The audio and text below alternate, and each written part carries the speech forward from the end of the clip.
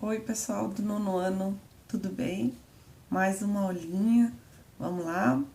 Apostila hoje, página 9, 10 e 11. Técnicas do teatro do oprimido. Pessoal, ator e espectador. Nós, como seres humanos, nós temos a capacidade de interpretar e também de agir, tá? Então, por exemplo, eu vou a determinada ação que eu sofrer, eu vou ter uma reação. Dependendo do que aconteceu, vai ser uma reação boa ou uma reação ruim. Eu vou falar, eu vou demonstrar através de gestos, eu vou demonstrar minhas emoções. Todo ser humano, segundo o Boal, é capaz de ser ator. E no nosso dia a dia, a gente comprova isso. Muitas vezes, por exemplo, se você tem que dar uma notícia ruim para alguém, você tenta fazer uma encenação para que aquilo seja o menos desagradável possível, para que aquilo não vá chocar aquela pessoa, para que aquela notícia tentar fazer, a gente sabe que muitas vezes é uma notícia ruim, vai ser terrível, mas a gente tenta fazer toda essa encenação para contar determinado problema, determinada situação. Falar das nossas atuações diárias é interessante porque até vocês, quando vocês têm uma nota, digamos, ruim para contar para os pais de vocês fazem toda aquela encenação, aquela preparação, como é que eu vou contar, como é que eu vou chegar nele e tal, como é que eu vou dizer, né? De repente, esse pai vai me tirar o meu celular, vai me tirar a internet, o que eu vou fazer, né? Então, a gente dá também uma de ator para muitas situações do dia a dia, a gente dá uma de ator. Existem os spectatores, que o Augusto Boal dizia, hífen atores. São os espectadores que participam. São agora do teatro mais atual que eles participam. Eles são convidados pelos atores e participam também nas apresentações teatrais. A dramaturgia, ela é a arte de escrever textos teatrais. E esses textos teatrais geralmente são problemas sociais, eles propõem alternativas diferentes, eles propõem como é que pode ser aplicado na prática determinada situação, determinado problema existente em uma comunidade. O espaço utilizado pelo teatro do oprimido é qualquer lugar, em qualquer lugar, só que com diferentes contextos sociais. Então, muitas vezes eles vão apresentar no centro da cidade, na rua, onde as pessoas passam, onde as pessoas têm trabalho. Muitas vezes eles vão apresentar lá na favela, onde o contexto social é outro, e muitas vezes em um bairro de gente rica, que o contexto também é outro.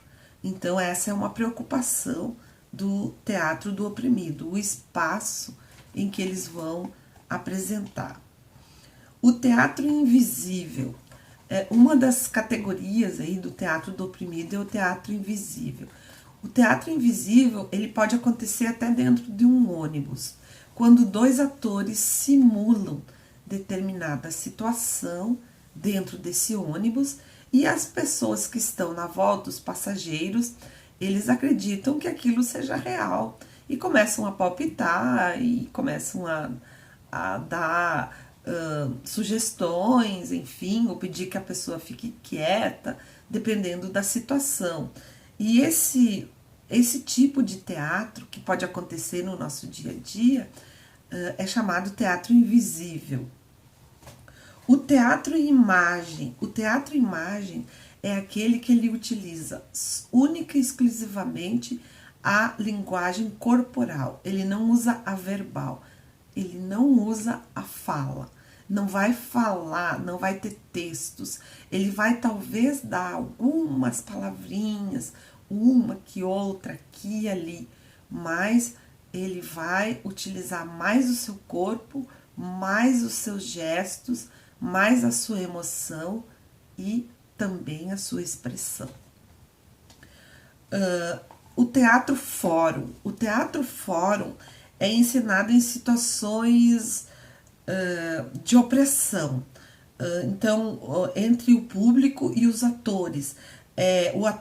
O público é convidado a subir ao palco, os atores descem às vezes também para a plateia e fazem essa interação entre ator e espectador, fazendo com que ele dê suas opiniões, ele participe, ele fale alguma coisa ou ele conte uma situação real ocorrida na vida dele que possa enriquecer aquela peça teatral.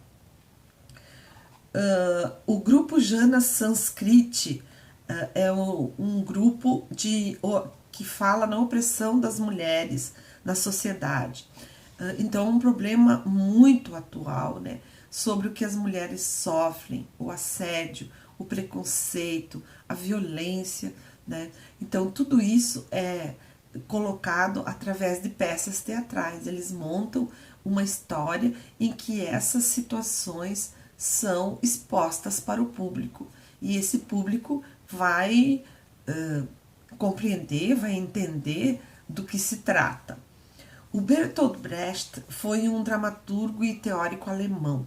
Ele é um dos mais importantes para o teatro atual, porque ele acredita que o teatro, ele sempre acreditou nisso, que o teatro podia transformar a sociedade. Através do teatro, a sociedade poderia ser transformada.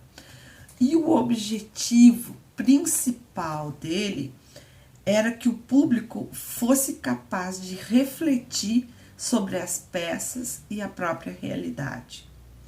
Mas ele colocava o teatro como reflexão e não como distração ou diversão. Por exemplo, não é quando eu vou para o teatro e eu me emociono por uma cena romântica e tal.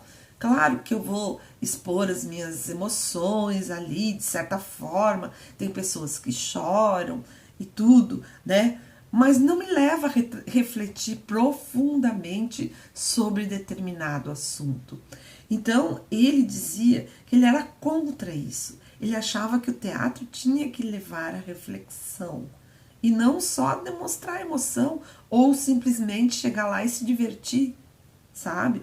Então, o teatro moderno foi muito influenciado por ele. Ele teve uma história um pouco difícil, ele fugiu do nazismo, retornou para a Alemanha em 1949 e ele fundou a companhia teatral Berliner Ensemble e escreveu 40 peças de teatro. Algumas delas bem famosas, outras nem tanto. Uma é a Ópera dos Três Vinténs, outra é a Mãe Coragem e Seus Filhos. E o Brecht, uma coisa que ele combatia era o efeito de ilusão, o êxtase, a pessoa chegar no teatro e ficar iludida por alguma coisa. Quer dizer, pensar que a vida é maravilhosa, mas também tem o outro lado. E era essa reflexão que ele queria que as pessoas fizessem, que as pessoas refletissem, levassem para suas casas essa reflexão e tentassem ficar pensando no assunto e não simplesmente ir no teatro para diversão. Bom, pessoal, sobre esse assunto a gente vai tratar daqui a pouquinho, quando a gente for ter a nossa aula. A gente discute mais sobre ele, tá? Então, até daqui a pouco mais. Um beijo grande para vocês. Tchau, tchau.